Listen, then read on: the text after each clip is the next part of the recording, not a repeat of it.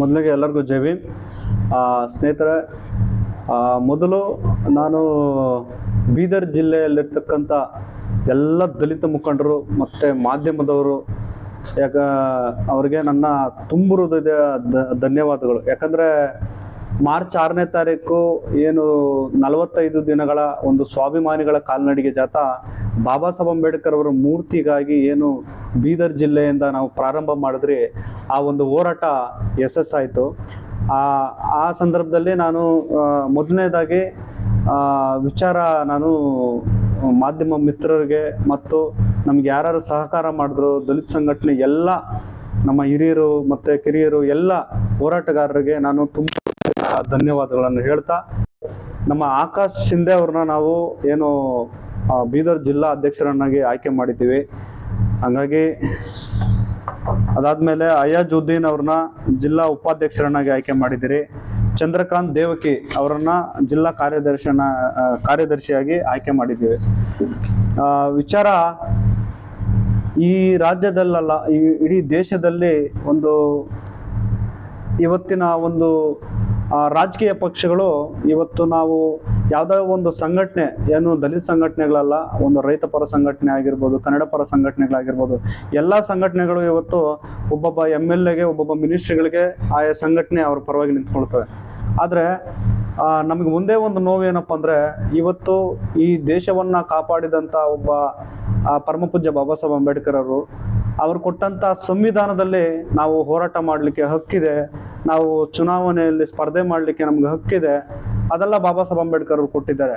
ಆದರೆ ಇವತ್ತಿಗೂ ನಾವು ಯಾವುದೋ ಒಂದು 500,000 ರೂಪಾಯಿಗೆ ನಾವು ಒಂದು ಮತದಾನವನ್ನು ನಾವು ಮಾರ್ಕೊಳ್ತಾ ಇದ್ದೀವಿ. ಅದನ್ನು ನಾವು ಮೊದಲು ಬಿಡಬೇಕು.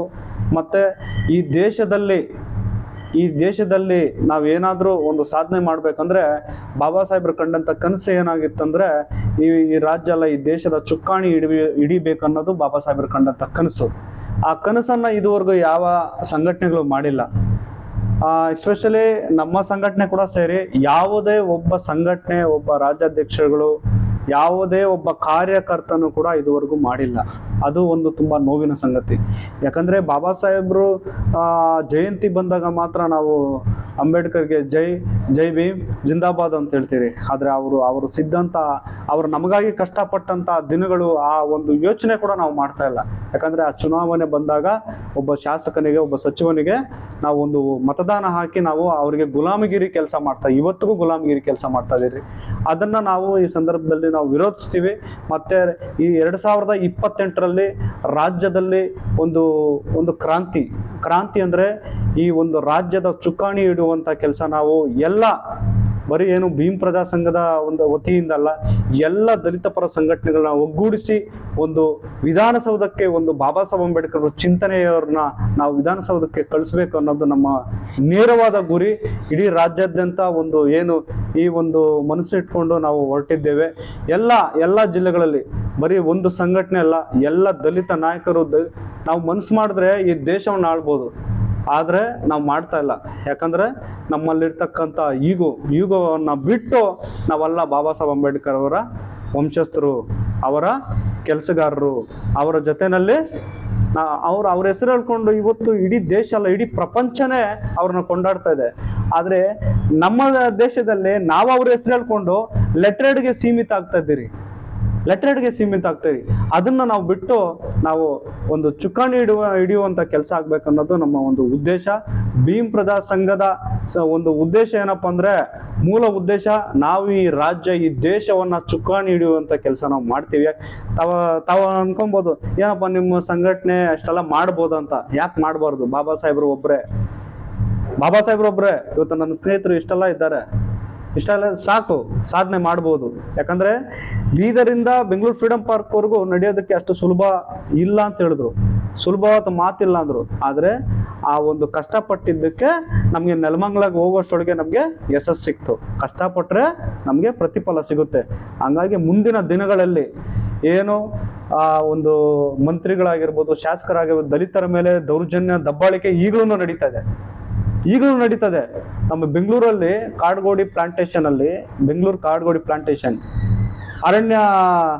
ಅರಣ್ಯದ ಇಲಾಖೆದು ಇದು ಜಮೀನು ಅಂತೇಳಿ ದಲಿತರನ್ನ ಒಂದು ಒಕ್ಕಲೆಬ್ಬಿಸುವಂತ ಕೆಲಸ ನಮ್ಮ ಈ ಉಸ್ತುವಾರಿ ಮಂತ್ರಿಗಳು ಮಾಡಿದ್ದಾರೆ. ಅವ್ರಿಗೆ ದಲಿತರ ಬಗ್ಗೆ ಕಾಳಜಿ ಐತೋ ಇಲ್ವೋ ನಮ್ಗೆ ಗೊತ್ತಿಲ್ಲ. ಸ್ವಾಮಿ, ಇವತ್ತು 2025 ಇದು ತಾವು ಏನಾದ್ರೂ ಈ ಒಂದು ಜಿಲ್ಲೆಯ ಉಸ್ತುವಾರಿ ಮಂತ್ರಿಗಳು ಆಗಿದ್ದೀರಂದ್ರೆ ಅದು ಬಾಬಾ ಸಾಹೇಬ್ ಅಂಬೇಡ್ಕರ್ ಕೊಟ್ಟಂತ ಭಿಕ್ಷೆಯಿಂದ. ಅದನ್ನ ಫಸ್ಟ್ ನೀವು ಅರ್ಥ ಮಾಡ್ಕೊಬೇಕು. ದಲಿತರು ಒಂದಾದ್ರೆ ಈ ರಾಜ್ಯ ಅಲ್ಲ ಇಡೀ ದೇಶವನ್ನೇ ಆಳ್ಬಹುದು. ಆದ್ರೆ ದಲಿತರಿಗೆ ದಲಿತರೇ ಶತ್ರುಗಳು ಅನ್ನುವ ರೀತಿ ತಾವು ಮಾಡ್ತಾ ಇದ್ದೀರಾ. ಆದ್ರೆ ಇದೆಲ್ಲ ಎಷ್ಟು ದಿನ ಅಲ್ಲ. ಯಾಕಂದ್ರೆ ಇದು ಕಾನ್ಸ್ಟಿಟ್ಯೂಷನ್, ಸಂವಿಧಾನದ ದೇಶ, ಇದು ಸಂವಿಧಾನದ ದೇಶ. ಹಾಗಾಗಿ ತಾವು ದಲಿತರನ್ನ ಒಕ್ಕಲೆಬ್ಬಿಸುವಂತ ಕೆಲಸ ಆಗಿರ್ಬೋದು, ಮತ್ತೆ ದಲಿತರ ಮೇಲೆ ವಿಶೇಷವಾಗಿ ಈ ಜಿಲ್ಲೆನಲ್ಲಿ ದಲಿತರನ್ನೇ ಕೇಸ್ ಹಾಕುವಂತ ಕೆಲಸಗಳು ತಾವು ಮಾಡ್ತಾ ಇದ್ದೀರಾ. ಅದೆಲ್ಲ ನಡೆಯೋದಿಲ್ಲ ಸ್ವಾಮಿ. ಇದು ಬೀದರ್ ಜಿಲ್ಲೆ ಬಂದು ಕರ್ನಾಟಕ ರಾಜ್ಯದಲ್ಲಿ ಇರೋದು. ಇದು ಬೀದರ್ ಜಿಲ್ಲೆ ಬೇರೆ ರಾಜ್ಯದಲ್ಲಿಲ್ಲ. ನಿಮ್ಮ ಹತ್ರ 1000 ಕೋಟಿ ಇರ್ಬೋದು, ನಮ್ಮ ಹತ್ರ ಒಂದಿದೆ. ಏನ್ ಗೊತ್ತದು? ಸಂವಿಧಾನ ಪುಸ್ತಕ. ಆ ಸಂವಿಧಾನವನ್ನ ಓದ್ಕೊಂಡಿದ್ದೀರಿ. ಸಂವಿಧಾನವನ್ನ ಓದ್ಕೊಂಡಿರೋದ್ರಿಂದನೇ ನಾವಿವತ್ತು ಇಲ್ಲಿ ಬಂದು ನಾನು ಮಾತಾಡ್ತಾ ಇದ್ದೀನಿ. ತಾವು ನಮ್ಮ ದಲಿತರ ಮೇಲೆ ದೌರ್ಜನ್ಯ, ದಬ್ಬಾಳಿಕೆ ಅದೆಲ್ಲ ನಡೆಯಕ್ ಹೋಗೋದಿಲ್ಲ ಸ್ವಾಮಿ.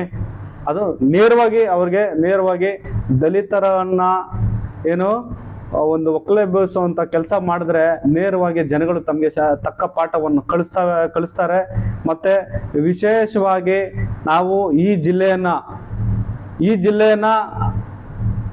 2028ರಲ್ಲಿ ಒಂದು ನೀಲಿಮಯ ಬಾಬಾ ಸಾಹೇಬ್ ಅಂಬೇಡ್ಕರ್ ಅವರ ಚಿಂತನೆಯ ಪರವಾಗಿ ಇರ್ತಕ್ಕಂಥವ್ರನ್ನ ಯಾರನ್ನಾದ್ರೂ ವಿಧಾನಸೌಧಕ್ಕೆ ನಾವು ಕಳಿಸ್ತೀರಂತ ಈ ಸಂದರ್ಭದಲ್ಲಿ ಹೇಳ್ತಾ ನಾನು 2 ಮಾತನ್ನು ಮುಗಿಸ್ತಾ ಇದ್ದೀನಿ.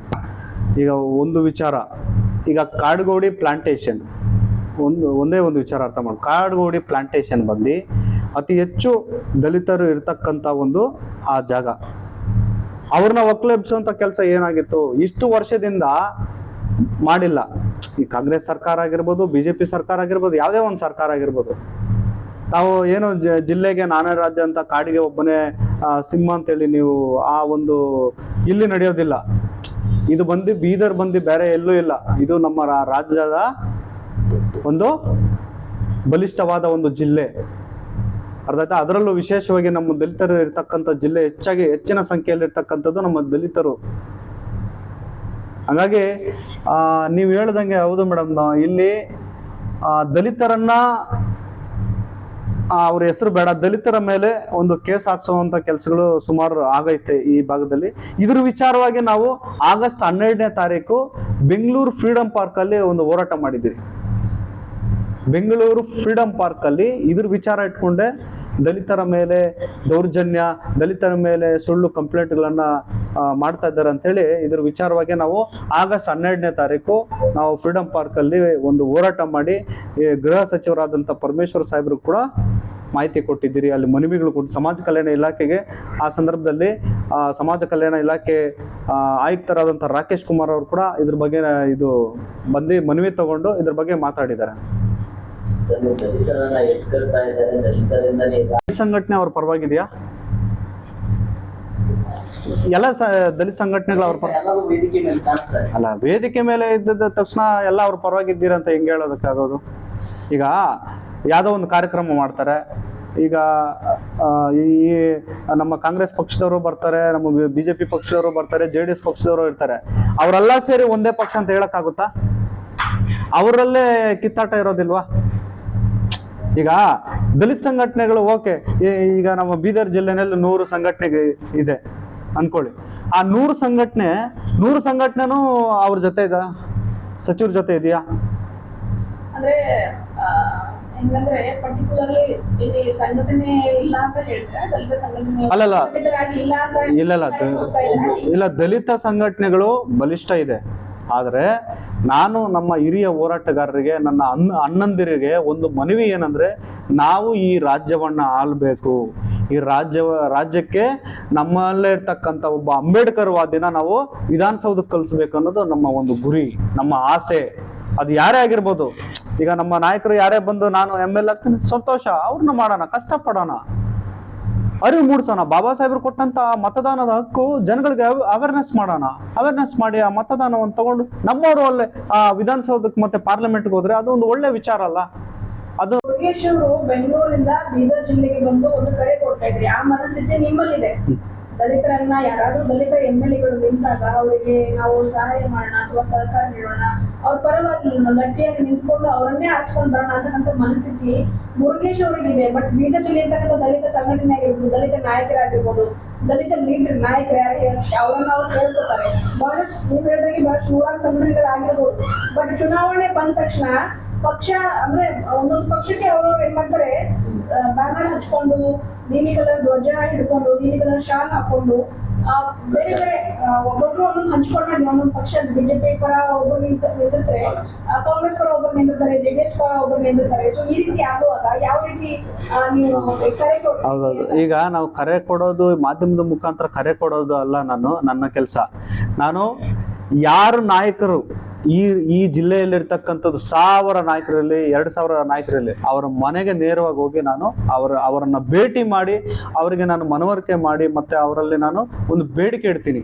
ನಾವು ನಮ್ಮ ಸಮುದಾಯದವರು, ಅದರಲ್ಲೂ ಸಮುದಾಯಕ್ಕಿನ್ನ ಬಾಬಾ ಸಾಹೇಬರು ಚಿಂತಕರನ್ನ ನಾವು ವಿಧಾನಸೌಧಕ್ಕೆ ಕಳಿಸಿದ್ರೆ ಇವತ್ತು ಈ ರಾಜ್ಯ ಅಲ್ಲ ಈ ದೇಶವನ್ನ ಕಾಪಾಡ್ಲಿಕ್ಕೆ ಮಾತ್ರ.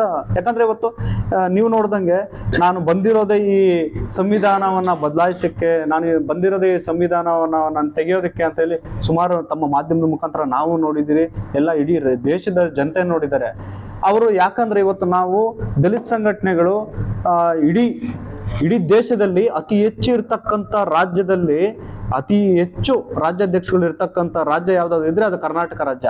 ಆದ್ರೆ ಕರ್ನಾಟಕ ರಾಜ್ಯದಲ್ಲಿ ಇದುವರೆಗೂ ಯಾವುದೇ ಬಾಬಾ ಸಾಹೇಬ್ರ ಪರವಾಗಿ ಹೋಗಿ ಒಬ್ರು ಕೂಡ ವಿಧಾನಸೌಧದಲ್ಲಿ ಕೂತ್ಕೊಂಡಿಲ್ಲ. ಅದು ನಮ್ಮ ನೋವು. ಅದನ್ನ ನಾವು ಕೆಲಸ ಮಾಡ್ತೀರಿ. ಕೆಲಸ ಮಾಡಿ ಅವ್ರಿಗೆ ಈಗ 40-50 ವರ್ಷಗಳಿಂದ ಹೋರಾಟಗಳು ಮಾಡ್ಕೊಂಡೇ ಬಂದಿದ್ದಾರೆ. ಆದ್ರೆ ನಾವು ಬೀದಿನಲ್ಲಿ ಕುತ್ಕೊಂಡು ಹೋರಾಟ ಮಾಡ್ಬೇಕು. ವಿಧಾನಸೌಧದಲ್ಲಿ ಈಗ ಕುತ್ಕೊಂಡು ನಾವೇನಾದ್ರೂ ಮಾಡಕ್ಕಾಗುತ್ತಾ? ಆಗಲ್ಲ. ಅದನ್ನ ನಾವು ಮಾಡ್ಬೋದು, ಆದ್ರೆ ನಾವು ಆ ಒಂದು ಕಷ್ಟ ಪಡ್ತಾ ಇಲ್ಲ. ನಮ್ಗೇನು ಯಾರೊಬ್ರು ಬಂದ್ರು ಅವ್ರ ಜೊತೆ ನಂಗೆ ಬೆಂಬಲ ಕೊಡೋದನ್ನ, ಆ ಟೈಮ್ಗೆ ಮತದಾನದವ್ರಿಗೆ ಒಂದು 500,000 ರೂಪಾಯಿ ಕೊಡೋಣ, ಈ ಒಂದು ಇಂಟೆನ್ಷನ್ ಇಟ್ಕೊಂಡು ನಾವು ಹೋಗ್ತಾ ಇದ್ದೀರಿ. ಆದ್ರೆ ನಮ್ಮ ಏನು ಒಂದು ಸಂಘಟನೆಯ ಉದ್ದೇಶ ಏನಿದೆ, ಸಂಪೂರ್ಣವಾಗಿ ಈ ರಾಜ್ಯದಲ್ಲಿ 2028ರಿಗೆ ಒಂದು ನೀಲಿಮಯ ಕಾಣಬೇಕು, ಮತ್ತೆ ವಿಧಾನಸೌಧದಲ್ಲಿ ಒಂದು ಬಾಬಾ ಸಾಹೇಬ್ರ ಚಿಂತನೆಯ ಒಂದು ಧ್ವನಿ ಎತ್ತಬೇಕು ಅನ್ನೋದೇ ನಮ್ಮ ಉದ್ದೇಶ. ಯಾಕೆ ನೀವು ಒಬ್ಬರಿಂದ ನೀವು ಸಾಧನೆ ಆಗ್ಬೋದಾ ಅಂತ ನೀವು ಮನ್ಸಿಗೆ ಬರ್ಬೋದು, ಆದ್ರೆ ಬಾಬಾ ಸಾಹೇಬ್ರು ಒಬ್ಬರೇ ಆಗಿದ್ದು. ಈಗಲಾದ್ರೂ ನಮ್ಮ ಬಳಿ ಒಂದು ಬಸ್ ಚಾರ್ಜಿಗೆ ದುಡ್ಡು ಐತೆ, ನಾನು ಟ್ರೈನಲ್ಲಿ ಬಂದೆ, ಬಸ್ಸಲ್ಲಿ ಬಂದೆ, ಇವತ್ತು ನಾನು ಓಡಾಡಕ್ಕಾಗ್ತದೆ. ಆವತ್ತು ಬಾಬಾ ಸಾಹೇಬ್ರಿಗೆ ತಿನ್ನಕ್ ಊಟ ಇದ್ದಿಲ್ಲ. ₹1 ಇದ್ರೆ 50 ಪೈಸೆನ ಬನ್ ತಗೊಂಡು 50 ಪೈಸೆ ಪುಸ್ತಕ ತಗೊಂಡು ಅಂತ ಒಂದು ಕಾಲದಲ್ಲಿ ಅವರು ಸಂವಿಧಾನ ಬರೆದಿರೋದು. ಅದನ್ನೆಲ್ಲ ನಾವೆಲ್ಲ ಈಗ ನಮ್ಮಂತ ಯುವಕರು ಮಾಡಿಲ್ಲ ಅಂದ್ರೆ ಹಿಂದೆ ಬರ್ತಕ್ಕಂಥ ಆ ಪೀಳಿಗೆ ಹಂಗೆ ಮರೆಮಾಚುವಂತ ಕೆಲಸ ಆಗುತ್ತೆ ಅಂತ ನನ್ನ ಒಂದು. ನಾನು ಇನ್ನು ಕಿರಿಯ, ಎಲ್ಲ ನಮ್ಮ ಅಣ್ಣಂದಿರೇ ಇರೋದು. ಆದ್ರಿಂದ ನಾವು ಅವರಲ್ಲಿ ಮನವರಿಕೆ ಮಾಡ್ಬೋದು. ಅಣ್ಣ ಎಲ್ಲ ಆಯ್ತು, ಇಷ್ಟೆಲ್ಲ ಆಗೋಯ್ತು. ನಾವು ಈಗ ಈ ಸಂದರ್ಭದಲ್ಲಿ ನಾವೇನಾದ್ರೂ ಒಂದು ಶಾಸಕರು, ಸಂಸದರು ಇಲ್ಲ ಸಚಿವರು ಆಗಿಲ್ಲ ಅಂದ್ರೆ ಹಿಂದೆ ಬರ್ತಕ್ಕಂಥ ಪೀಳಿಗೆ ನಮ್ಮನ್ನ ಮರೆಮಾಚುವಂತ ಕೆಲಸ ಆಗುತ್ತೆ. ಇವತ್ತು ನೋಡಿ, ಇವತ್ತಿಗೆ ಏನು ನಮ್ಗೆ 1950ರಲ್ಲಿ ನಮ್ಗೆ ಸಂವಿಧಾನ ಏನೋ ರಚನೆ ಆದಂತ ದಿನ ಜನವರಿ 26, 75 ವರ್ಷ ಕಳೆದ್ರು ಇವತ್ತಿಗೂ ನಮ್ಮವರು ಯಾರು ಬಾಬಾ ಸಾಹೇಬ್ರ ಹೆಸರು ಇವತ್ತು 2 kg ಅಕ್ಕಿ ಕೊಟ್ಟೆ, 1 ಲೀಟರ್ ಹಾಲು ಕೊಟ್ಟೆ, ನನ್ಗೆ ಓಟ್ ಹಾಕ್ರಿ ಅಂತ ಹೇಳ್ತಾರೆ. ಆದ್ರೆ ಓಟ್ ಕೊಟ್ಟಂತವ್ರಿಗೆ ಯಾರಾದ್ರೂ ನಾವು ಓಟ್ ಕೊಟ್ಟೆ ಅವ್ರನ್ನ ವಿಧಾನಸೌಧಕ್ಕೆ ನಾವು ಕಳಿಸಿಲ್ಲ. ಅದು ನಮ್ಮ ಒಂದು ನೋವು. ಯಾಕಂದ್ರೆ ಇದು ನಾನು ದಲಿತ ಸಂಘಟನೆಗಳಿಗೆ ಮನವಿ ಮಾಡ್ಕೊಂತ ಇದ್ದೀನಿ. ಏನು ಇವತ್ತು ನಮ್ಮನ್ನ ಈ ಒಡೆದಾಡುವಂತ ಈ ಸರ್ಕಾರಗಳು ಏನಿದೆಯೋ, ನಾವೆಲ್ಲ ಒಗ್ಗಟ್ಟಾದ್ರೆ ಈ ದೇಶವನ್ನ ಆಳ್ಬಹುದು. ಈ ದೇಶ ನಾವು ಹೋರಾಟ ಮಾಡೋದು ಬೀದಿನಲ್ಲಿ ಕುತ್ಕೊಂಡು ಹೋರಾಟ ಮಾಡ್ತೀರಾ, ಅದು ಕಮ್ಮಿ ಆಗುತ್ತೆ. ನಾವು ವಿಧಾನಸೌಧದಲ್ಲಿ ಕುತ್ಕೊಂಡು ಒಂದು ಸೈನ್ ಮಾಡಿದ್ರೆ ಆ ಸೈನ್ ಬೆಲೆ ಆಯ್ತಾ ಇಲ್ವಾ? ಅದು ನಮ್ಮ ಒಂದು ಹೆಜ್ಜೆ.